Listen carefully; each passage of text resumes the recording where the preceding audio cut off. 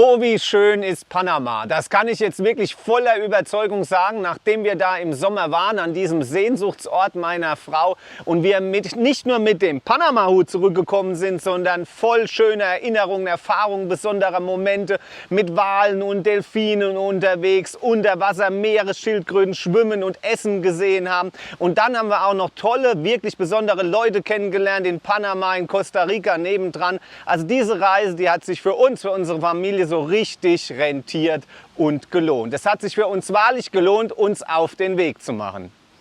Und ich bin mir sicher, es lohnt sich auch für dich, sich immer mal wieder auf den Weg zu machen, Fremdes kennenzulernen, neue Wege zu gehen, mal was anderes zu sehen. Das lohnt sich für dich und bringt dich auf jeden Fall weiter, egal wo dein Weg dich auch hinführt. Der Weg von Tiger, Bär und Tigerente, der führt irgendwann wieder zurück nach Hause. Ohne dass sie es merken, aber glücklich und zufrieden. Eigentlich sind sie die ganze Zeit nur im Kreis gelaufen. Das ist der Clou der Geschichte. Und deswegen wird am Ende der Geschichte auch folgende Frage gestellt. Du meinst, dann hätten sie doch gleich zu Hause bleiben können? Du meinst, dann hätten sie sich den weiten Weg gespart? Oh nein.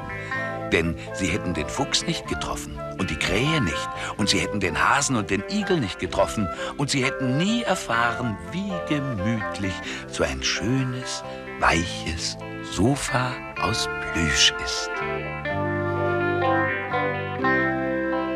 Warum gehen wir manche Wege überhaupt?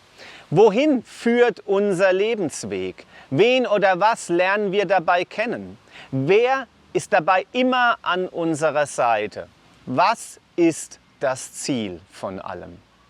Was auch immer deine Antwort auf all diese Fragen und auf deine Sehnsüchte ist, ich wünsche dir und mir, ob mit Panama-Hut oder ohne, ich wünsche dir und mir Folgendes. Ich möchte, dass einer mit mir geht, das Leben kennt, der mich versteht, der mich zu allen Zeiten kann geleiten. Ich möchte, dass einer mit dir geht. Amen.